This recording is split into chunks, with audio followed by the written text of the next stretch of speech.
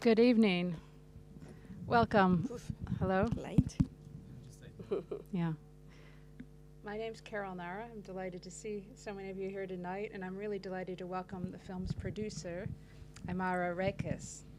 Aimara is based up in Scotland, and I understand The screen. Yes. I understand that this film is, you were the one that initiated the film and brought Victor Kozakovsky on board, so can you talk us through that? And Sure. congratulations on the film. Thank you very much for being here today and for giving the space to such a film. Hopefully it put your mind away for what's going on in the country. I hope so. And you're all welcome to go to the toilets. You need it. I always say that because I get a feeling that this is a film that it brings lots of people. I mean, honestly, I have been in so many screenings and people go in and out of the toilet, you know. It's not easy, you know, to take the challenge of actually making a film from the perspective of the natural element, water. And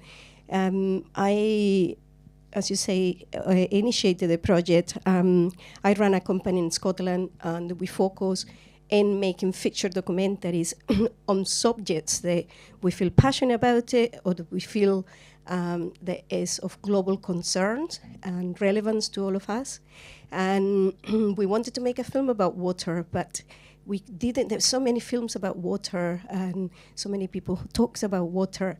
And we took the challenge that we will do, and we will make what will be the most magnificent film on water ever made, being not very ambitious. And that we will work with the most accomplished and influential talent in the industry in order to make a film that it will leave not only a legacy to where we are, a testimony of where we are in the planet today, but also a legacy to cinema. And so I have the pleasure of meeting director Victor Kozakovsky at one of the Forum Festivals event. I love his work, and I saw if there is somebody who can take on the challenge of making something different, that will be from a unique perspective. That is the perspective of the element, not the perspective of the human. Then there has to be an artist with the talent and the gift of Victor Kozakovsky. So that kept us, you know, the dialogue. He said at the beginning, no. He said, no, I'm not making film about water. No. So I say to him, okay, let's not make a film about water. You are known as the Rembrandt of documentary making. Then, okay, we just forget about water. We just use the screen, and you use your skills to bring water and to bring color and light. And that's it. Let's see what happens. So, and that is how the dialogue started between us. And then he said, okay, but I got a few ideas. There will be water in every single shot. And that's fine. I say, okay, that sounds great because it's a film about water. And then he didn't want one single drop of water in his lens. And then we will travel, obviously, across the world, the globe, so allow water to take the story and to guide the journey. And then the water will be the main character. And that resonated totally with me. I think maybe because I'm a Venezuelan and I have been in this country and in this part of the world for over 30 years, and sometimes I feel like, what do you bring into this when you bridge cultures, when you bring, you know, when you are from one place and then come to somebody else's culture. And, you know, I'm very grateful to be in the UK. You know, I have learned a lot, you know, from your knowledge, from your history, from the technology, from what you bring, so what we have learned, you know, through humanity about what you have developed and the knowledge that you bring. But when I come to London today, I just feel, you know, more than ever, you know, in this busy town, sometimes what we lost is actually connections with the elements. You know, as a Venezuelan, maybe, you know, a generation ago, for me, my parents were almost peasants, you know, still connected with the land, still connected with the sources of where everything comes from. And I feel very passionate about that. And in a way, so we need, I feel at this time where we are, you know, we need to bring not only, you know, the knowledge, but it's like bringing the passion and the wisdom, and how do we combine all of these things in order for us to wake up again but what we are doing with the planet. So that was my intention. That wasn't the intention of the director. My mission with the director is how do we give you the elements and what you need in order so you, with your ability, to do something also that is not from the perspective of the information, because we are so used to just when we want to know, tell me information, so our rational mind connect with knowledge. But I was more interested, and that is what connected me with such an artist like Victor Kosakowski, is that he will be able to do an experience that then will connect us with feelings. How do we feel? How do we perceive such an experience? And how we allow water to actually tell the story and tell the journey.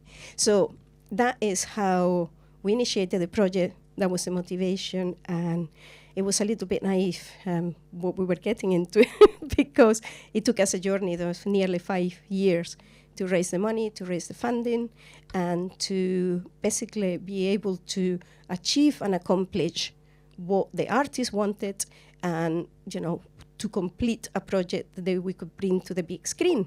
So to show the film in a cinema today for us is amazing. I'm grateful to Par Circus that we are here with a distributor who is allowing us to show the film in the big screens, and obviously to Doghouse for opening the film here in the UK. Well, you get a sense of the scale of it by seeing how many credits there are there at the end and all these countries. But you took the aesthetic that you're not going to have it be information laid into such an extreme that we don't actually know what countries you're filming in until the end. I found that quite interesting because I spend a lot of the time trying to figure out where you were filming. But tell us about the initial, what we see initially. And the filming on thin ice, because it looks like you almost didn't survive that shoot, and it looks like a very dangerous prospect to be out there. And of course, what maybe is not isn't clear to us the viewers, but you've got quite elaborate equipment to keep the cameras steady. Can you talk us through what that was like and what that was like seeing the car go under? With regards to the fact that the film doesn't give the locations, I think it's one of the purpose of the artist, which I totally resonated with me, is that we will be dealing with a global issue of where we are today, that it doesn't matter where it is. Right. We are in the presence of the force of nature. Yeah. I'll come back to the size of the location, but the question on the location, but I don't know. I mean, I'm interested in health issue. This is Aimara again. This is part of the motivations why I do what I do. And I feel that what's happening to the earth at the moment is a bit like what happened to us as in our own individual body, that the temperature is raising like what happened to us when we got a virus. When we are not well, the temperature raises and we start vomiting and we get diarrhea and we sweat. And I think the Earth is doing exactly that at the moment, raising the temperature, trying to creating storms to get rid of the virus. That is creating the whole problem. We have become, in my view, it's not climate change, it's no, what's going on and you can call it different names. I think is the way we are actually handling the resources, the natural resources. So I think that is what, for me, I didn't mind the fact that we didn't have identified the location, yeah? But now, in terms of what happened with the first shoot, I actually wasn't in the first shoot. That's Siberia, the one in Siberia. And that was how we started the project. The project developed in different stages because we needed quite a lot of resources to be able to achieve what we wanted to do. So the first stage of development, we had some money from Scotland, and that allowed us to do a test where the director wanted to shoot the film at 96 frames, at a high frame rate. We didn't know what the speed of the frame was going to be at that time, but he knew, and I agree, and I endorse his intention, that he wanted to be, this was going to be the first documentary done at high frame rate. So we did a test of shooting at 120 frames per second, and that was in Scotland, and where you see the horse, the horse swimming. and then with that, we took it to a market in Denmark that allowed us to bring another stage of finance, which we used to go to Siberia.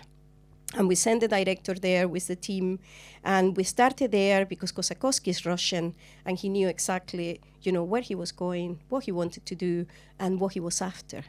And then that was very difficult. He was here right now. He would be saying, I couldn't get what I wanted. Yeah, by the time he got there, he wanted to see the process from when the ice in the lake is totally clear. There's almost like an aquarium that you can see everything. Is one of the cleanest and the deepest lake of fresh water in the world.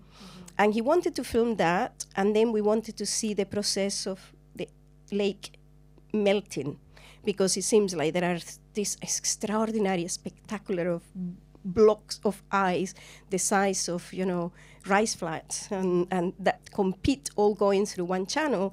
And everything he described, I was very excited about it. So that sounds amazing.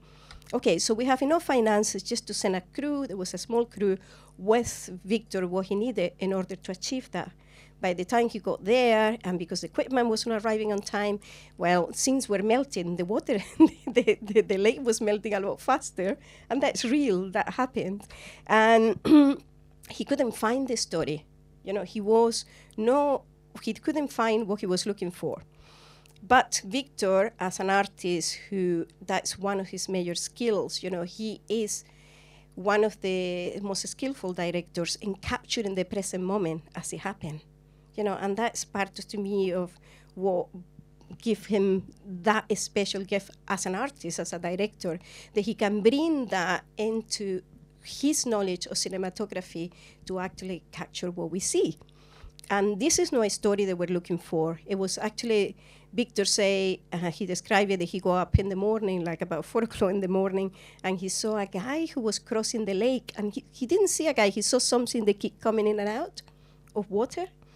And then he went close to the lake and realized there was a guy who kept falling inside the water. And then he say, are you okay? He tried to help him. And the guy say he has run out of cigarettes. And he was going to go somewhere to a neighbor or a friend. And that immediately, obviously, triggered Kosakowski mind. He said, like, wow, there is a story here. The people are prepared to do that. This is, again, to do with him responding as an artist to the human condition.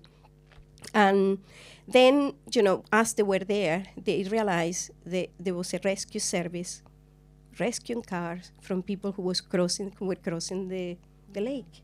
And that's because the lake was melting earlier than it should be. And it just happened to be there at the right time, at the right moment, when when we see the fatal fall from this car. And obviously that triggered actually,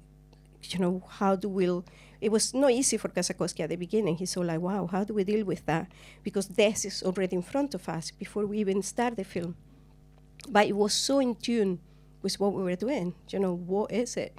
If you were to put that in the news, people will not watch it, But the idea was, how do we capture it in a way that will be memorable, that people will be remembering, what do we do? How do we behave as human beings when we are in front of the forces of nature, and we still behave like if it's not happening, something like that.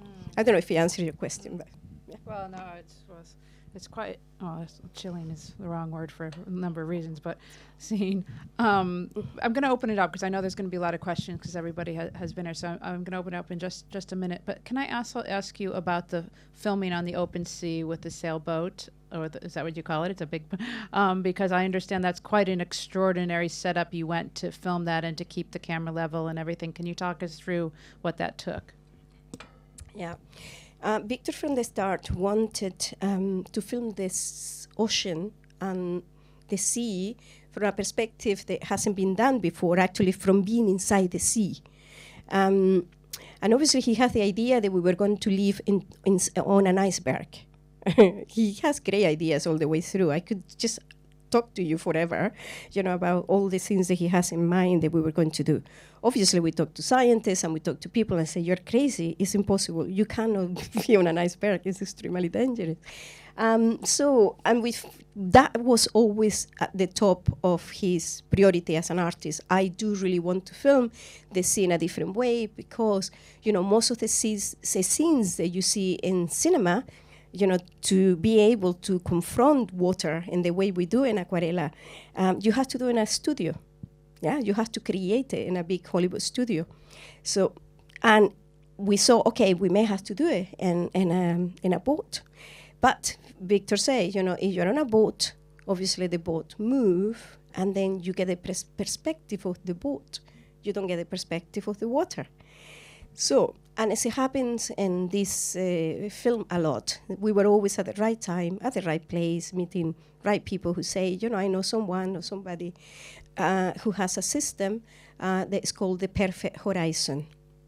And that is a system that somebody offered. It's a guy from South Africa who lives here, actually, in London. And he's an amazing, extraordinary guy who allows us to test the system. And Victor was in heaven, of course, because we found the system, but we also found the people who are in charge of the boat. We met them in Greenland. I didn't have a budget to have a boat on this film. Mm-hmm. And that was a big challenge because from the beginning we knew, my God, we need a boat. We are making a film about water. Well, people were giving me different prices. I talked to BBC, who did a program about Operation Iceberg, and the only people who give me a boat was £500,000 in Denmark, and so we don't have any money like that. But we were in Greenland, ready to camp in front of an iceberg, in front of a glacier. And we have everything organized by World of Greenland. And the guy in charge of World of Greenland says to me, so there is a boat that has just arrived here in the harbor. And it's a very interesting boat. It was beautiful. Polski had amazing, beautiful boat. And they're actually new in the area, but I know they're interested in talking to people who got interested in projects. And why you don't go and talk to them? So, of course, Victor and I both, went alone to talk to this extraordinary couple. And one, Peter, who is a world champion in world race around the world on yachts.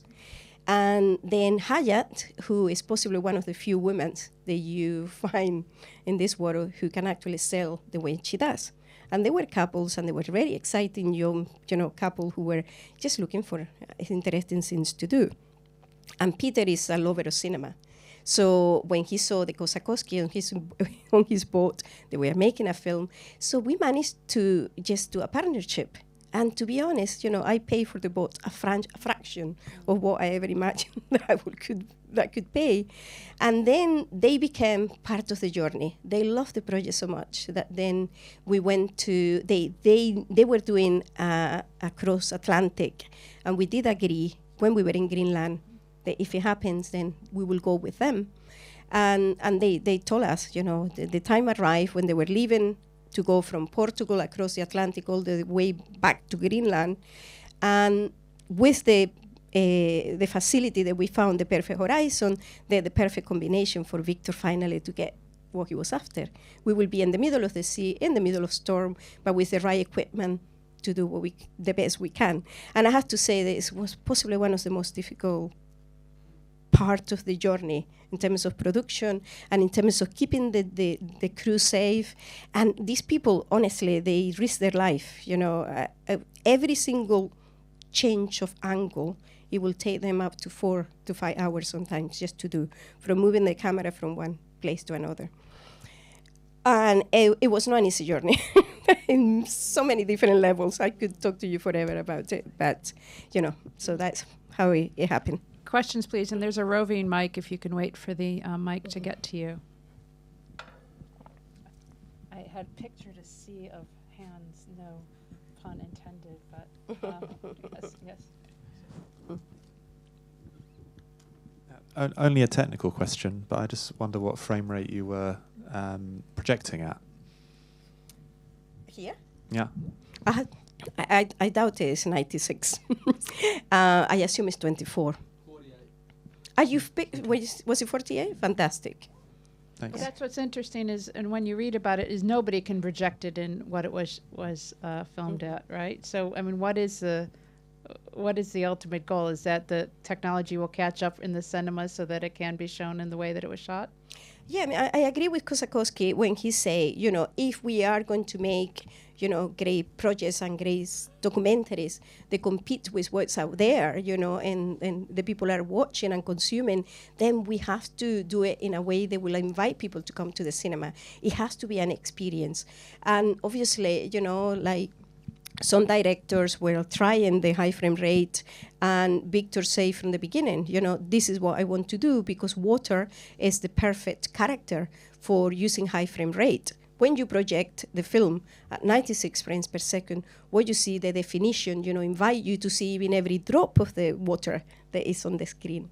So, and it's true, when we started the film, after various tests, eventually we didn't agree through consultation with post-production houses, with ARRI, the camera people, that, they did various tests and agreed that 96 was the right frame rate for us. And, we knew that the projection technology is not ready to project 96 frames per second. We knew, through the Hobbit, for example, that was distributed at 48, that if we couldn't do 96, then at least we could do 48 frames per second. So not many people have seen the film, as it is. From Victor, obviously, it was a challenge as an artist and as a filmmaker who doesn't compromise with cinematography, who is passionate about how to translate his stories into the big screen and into cinema. And I think it's a process, that is happening. I think lots of directors are trying high frame rate, but it is true that the projection technology is not ready. I had it in Glasgow.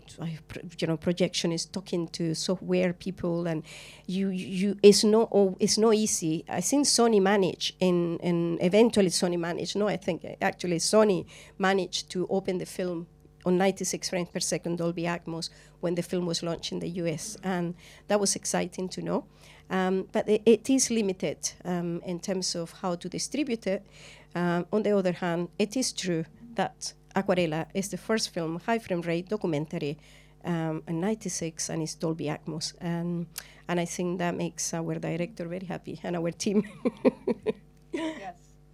Hi, I just wondered how you sort of selected the footage and what you decided to leave out, and how long was the sort of first cut until what we've seen today? Well, I mean, I wish the director was here to answer that question, because the process was very meticulous and tedious sometimes for me, from my perspective as a producer sometimes, because Victor works in very specific ways and very particular, and he edits most of his projects, yeah? So he does the shooting, and he does the editing, and he directs. So we film what we have to film, and he goes, what he did, as we film, he was already deciding what was the next location or what he was looking for after. So there are lots of scenes that we film that are not in the film, and obviously that's an artistic decision more than anything, more than, and he have lots of reasons why there were footage that are not in the final cut. So yes, not everything that we film is there, but pretty much, Victor edited as he went along, and he made decisions with. We had an extraordinary assistant who not only was Victor's assistant director, but she also edited the film and did camera, and that's Aimara Reques, who is in the credits, and pretty much, the two of them edited the film together. And yeah, I saw the process. I really, I could get into details to, how the process of building the story was. But I think I will not give justice, because that was a creative decision from the director's perspective. Yes. Hi there, thanks for the great watch. I just wanted to associate the film with maybe some of the more scholarly work. You must have read, or at least the director, anyone involved must have read a book called Hyper Objects by Timothy Morton. That's basically what I felt the film was, a meditation on objects that are beyond our initial understanding, because they're so wide in space and time. So obviously the water cycle and all its phases. Was the film intentionally meant to be a reflection on topics like the Holocene or topics like hyperobjects? I don't see. I think Victor, from the beginning, he was inspired by artists that did painting specifically, how water has been painting in a specific way. And he knew that one of his major challenges, what you see on a painting, or how you paint water, in terms of perspective, on in oil or in a painting, you could not recreate in documentary, because that is, he's always thinking as an artist is in perspective, and how to capture things in a way that will reflect a different perspective that hasn't been achieved before. And I think that is pretty much close, embedded in Victor's work. How do we see, and how can you see things in a way that will reflect, or it will show in a different perspective that hasn't been done before, but it will also challenge the way we see things, because it's an illusion, it's an illusion. And that is one, I think Victor consciously, continuously, when he's filming, he's actually thinking about how he can construct an image and construct a story from a perspective that is unique and that you can actually see on the big screen in a way that has not been, that hasn't been done before. So, I would say that, yes, it's more a connection with the perspective, from the perspective of painting, more than anything. And I hope that is translated on the way he constructs the images for Aquarela. Because for me, every single frame in Aquarela is almost like a painting. Down here, please. Could you talk about the music selection and orchestrations that were used in the film? Yeah. I think, yeah, that was a bit of a challenge, actually, the music. We actually had the music as part of our financing contract in the UK. I felt we needed to find an artist here, and I was really keen in doing the music in the UK, and I was very excited because I feel, wow, there is a place where you can get amazing musicians and amazing talent for music is in the UK. And so I have amazing contacts here with beautiful, really willing and collaborative composers. And I could, I can sing specifically with, I can count them with my hand, who were really willing to invest time to work with Kosakowski on how to provide the score for this film. And then every time I was excited, I said, oh, wow, we got such a person, amazing. And I met them, and, we felt this is it. It just happened that, after almost like a love affair, I started to think of a love affair. Victor, we spent a week with them, and then a week after, it's like, and he's pulling his hair, and it's not working. And he claimed to listen to over 200 composers, and none of them will work for Aquarela. He say, if it was classical music, it sounds pathetic, and he will show it to me. If we've had a Hollywood composer, and we put the music, and it's true, it sounds pathetic, and it doesn't do any justice. It's just the two things don't go together. And it was a very interesting learning process for me, because it is true that it was beyond Kosakowski. The image was saying, they are not going together. For some reason, it doesn't go. And it doesn't matter, what the skill of the composer. It has nothing to do with the composer. It's just the images and the music and the sound were not talking to each other. One of the things that, and Victor talks about this quite funnily when he expresses, just during the filming, a few times, when something was going well, the team had to say, oh, it's heavy metal. Bravo, heavy metal, bravo. When something that we achieved that went well, heavy metal, bravo, heavy metal. And it became like a joke, yeah? But then when he was looking for music, that track that he used at the end of the film with the waterfall in Venezuela, the Angel Fall, it was working. And he said to me that very early stage of his editing, he said, listen to this, it just works, it works. And he was right, it worked, and I saw, yeah.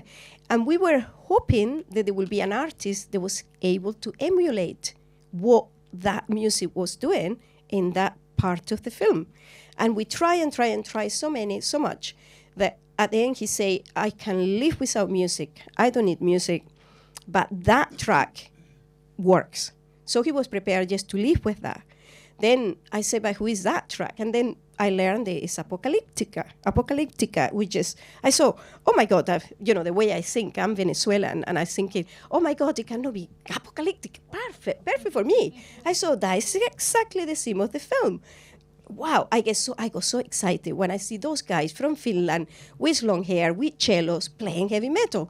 I thought, this is exciting. I need to meet these guys. So it went on a search then to find Eka and to speak to him. And he was in Mexico on holiday, and he's not interested. Oh, my God, I'm on holiday in Mexico. Who knows what he was doing? Eventually, he come back to Finland and say, I really need to talk to you. I want you to speak to this director. And then we had a Skype call between Victor and Eka and myself, and I could see already, these guys are talking to each other. That could work.